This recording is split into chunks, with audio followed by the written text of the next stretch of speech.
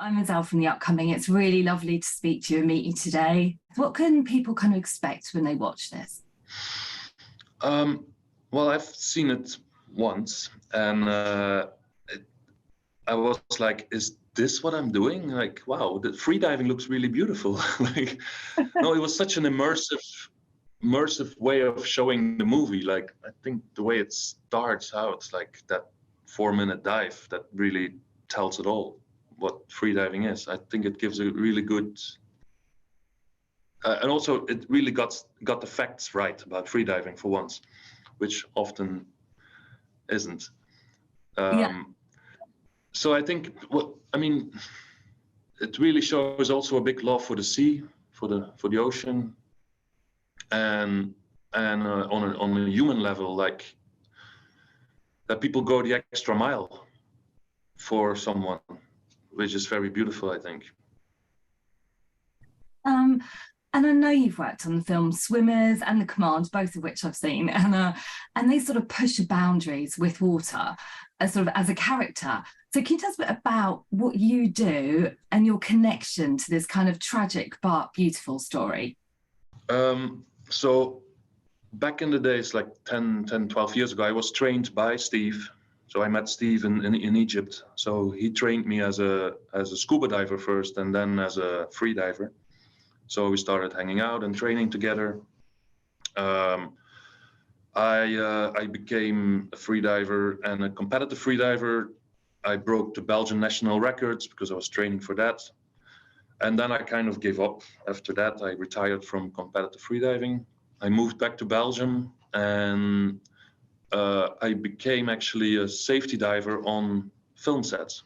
So I always worked as an actor myself. On The Command, I play Sasha. So I had this beautiful underwater scene in apnea on a Brethold. But later on, actually, I decided that I wanted to help actors do their job on the water. And it didn't really exist yet in Belgium, I think. And my expertise of the competitive free dive side and being an actor myself on film sets, combining that is something really beautiful, I think. And so now, I teach actors and I keep them safe. What is, do you think, the appeal of free diving? Because people are putting themselves in such an extreme, in situation with so many risks, and there's a real community behind the sport as well, isn't there? All over the world. Mm. What do you think is the appeal of free diving? I think there is different appeals to free diving. Like you have the people that just want to enjoy the fish and the tranquility of being on the water.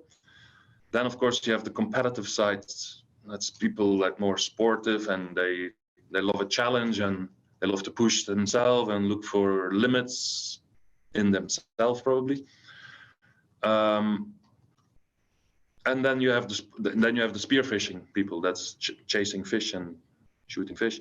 But for me, it's pushing yourself. It's meeting yourself, seeing yourself, looking at yourself in the mirror. It's such a mirror, freediving, because you can't lie to the sea. The sea is stronger than you. And if I'm setting a goal today, I want to do 60 meters, and it's not my day, it doesn't matter if I push. I'm gonna hurt myself. And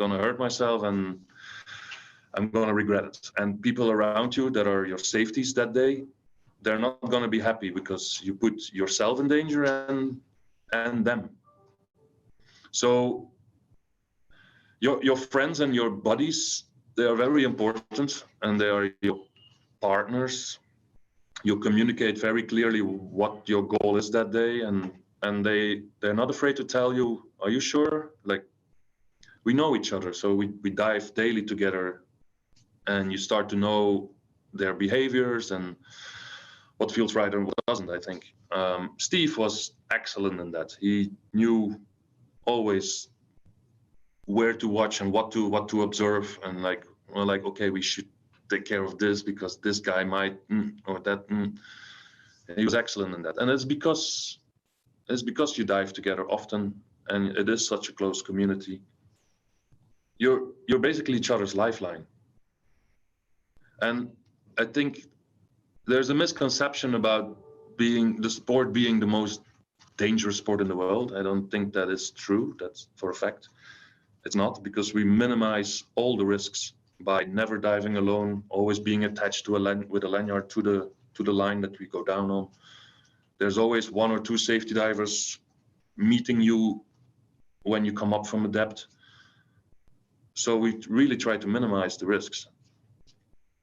And I think in this film, I mean, initially, like you said, it opens with this 4-minute kind of scene where, you know, we see one of the free divers kind of fall unconscious. It's quite scary for viewers when you first see that, because you don't realize what can happen.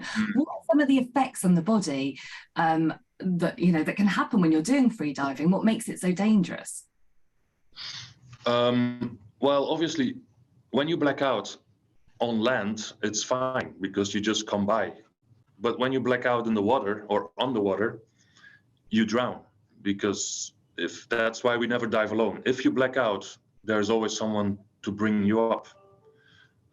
If there is no one to bring you up, then you drown. You get a breathing reflex at some point and you swallow water. There's a thing like the lung squeeze. Can you tell us a little bit about that? Well, a lung squeeze is actually, it's what we call it. It's actually a barotrauma. So it's when the lungs are so compressed on the water because of the pressure, and they rush full of blood. So you get a kind of a vasoconstriction where the blood goes out of your extremities and it's concentrating in the lungs and the vital organs, which is normal. Like whales have it, dolphins have it, like all mammals do. It's what naturally happens. It's to protect actually the brain and the vital organs. But that also means that you have to be fully relaxed. And if you, for example, have a big contraction and you're not flexible enough, or you do a big movement, you can tear some lung tissue and then you cough up some blood. And obviously, some of the locations in the film are just absolutely amazing. We're in the Bahamas. I mean, you get to see all these amazing things. Have you ever actually swum yourself in the vertical blue? And what are some of the extreme locations that free divers want to go and visit? Yeah, I think vertical blue is definitely one of it. Dean's Blue Hole. Me personally, I've never been there. I never had that level of that and the money to spend on it. But I lived in Egypt for 4 years, and I was diving in the Blue Hole daily, which is also quite stunning and amazing. There's Belize, and there's the cenotes I think it's also shown in the movie in Mexico, which is quite extreme and beautiful. You said that Steve was quite, I guess, intuitive about where people were and whether they should be diving. Are there points when people come to you, they want to do free diving, they've heard about it, it's going to be amazing, and you know that that's not right for them? I mean, yes, you always have people that are really like naturally good at it, like they have a gift. There are other people that they take more time. So yeah, your personal approach is very important, and I think it's the task of the instructor to slow them down and to teach them well. That's what I do so I'm training actors, and that's what I do with them too. Like some just need more time. That's not always a lot of time, but then you just do less and go less deep. And obviously we see, you know, Alicia and Stephen's relationship play out. We never know in the film if they take their relationship away from the sport as well. But obviously that kind of intimacy that you have when you're training somebody, we can see that on screen. And obviously your relationship then with Stephen had that as well, because you're training together. How did you feel when you learnt about the tragedy of Stephen passing away on the water? How was that for you? Yeah, it gives me goosebumps still today. I wasn't in Dahab. I wasn't in Egypt at the time. I was in Sardinia, standing on a beach. Just had a major fight with my girlfriend. She left. So I was alone at a beach when I received the phone call. And the first thought was like, oh, I'm going to jump in a flight right now. I'm going to go and save him. It's like, no, but he's dead. But my mind just couldn't grasp it. But I just wanted to go to Egypt and save him. I just couldn't believe that happened, and so quick also. And then half an hour later, my sister called me to tell me that she's pregnant of a twin. So it was really like, I was really catapulted between life and death, two emotions. It was quite a day. Yeah, even as a viewer, Yeah. with all the pain on the screen, I think, you know, the competitive side of diving is obviously so noticeable, especially in this, because Elisa kind of swims off after she loses a dive. And sort of, so what was that kind of like to work with Laura as a director and kind of bring those moments to screen? Did it feel very authentic?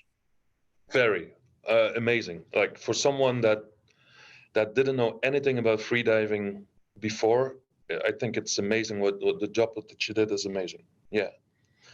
She's such a lovely person also, like, and from the first contact on, from the first moment on, I was like, okay, this is right. Like, I want to contribute to this tribute and to this movie, because her heart was in the right place. Yeah, and you yourself, have you sort of had any experiences, any sort of close moments where you kind of thought, I don't know if I want to do this anymore? Yeah, it's when the ego starts to play up and you start chasing numbers. It's what I said before. It's like, it's such a mirror of freediving for your character, for your or characteristic traits, or how do you call it? So yeah, I had a few bad long squeezes, which is a bit of the dark matter of freediving. Nobody likes to talk about it, but I don't care anymore because I'm retired anyway. But it's true that, and Steve knew it. Steve knew that was going to happen. He was telling me, like, man, be careful, because I was borrowing a rope that day that was long enough, and I wanted to set up rope right in front of the arch so I could see the arch, because I was flying home 4 days later, and I just wanted to hit 70 meters, and I was pushing, and I hurt myself. And obviously, what's the difference then? Kind of, I mean, it's pretty obvious, but what's the difference between scuba diving and free diving? And which one do you kind of prefer? I guess you feel freer when you're doing free diving, right? Oh, I was a scuba diver and a really passionate scuba diver before, but then Steve asked me to become to train as a free diver. So because he wanted a buddy to dive with every morning before going and work. And the moment I popped my head on the water as a free diver, I came up to the surface, I remember, and I said, Steve, thanks, man, fuck it. Now I have to change gear. Now I have to buy new stuff. It's like, I was hooked from the first second, really. There is no feeling, there's no drug better than freediving. The sea swallows you as a whole, and you disappear, and everything that happens on the surface is just gone. It's silent, your heartbeat drops, you feel it. You feel your heartbeat dropping, like the sound of it, the feeling of it, and yeah, there's nothing like it. You really feel it. I don't know. Yeah. I literally did a scuba dive once, and that was enough for me. I've never done diving ever. Much here and much things to think about, and like the bubbles, and like, nah. When you hold the breath, it's you that is in control. If you want to go down and you feel uncomfortable after 3 meters, you just turn around and you go up, and it's you deciding, and that's the beauty of it, I think. And when you feel great and you go down to 20 meters, because you don't do that from day one, of course. You train step by step, and you gain confidence in yourself, and then one day it just all clicks, and you drop, and you're like, oh, and you look up and you're like, oh, that's deep, I need to go up. But you get used to that feeling. It's beautiful. I suppose you've got to have a very relaxed kind of approach to it as well, otherwise then you start panicking. Then your heart rate goes up, and your oxygen starts to consume faster, and no, that's the worst. And obviously from this film, what do you hope that viewers will take away from it? Well, that is a beautiful sport, and that it's not a dangerous sport if it's done correctly. Like if you follow the rules, the safety precautions, then it's a very beautiful, safe sport where you can learn a lot about yourself. Um, yeah, and then maybe that Steve was the one person that always thought about the other. Like he always made it about you, and he always would make sure that you would feel special. Like if something made you happy, he was happy. Like he saw it again as his own accomplishment. If you did a good dive and he was there, he was part of it, it was also his luck, his joy. And I feel the same, I think, when we shoot a scene on the water and the actor feels safe and he or she can do the scene and we accomplished it. I'm part of that. I'm part of her or his joy. Well, I think he's left behind an amazing legacy, and I'm pleased that I read in the end credits that Alicia carried on competing and didn't give up, because he would have wanted her to. So I just want to say thank you so much for speaking to me. It's absolutely amazing. I'm sure it's going to do very well. I've had great things already. So thank you so much for speaking to me. Thank you. Lovely to meet you.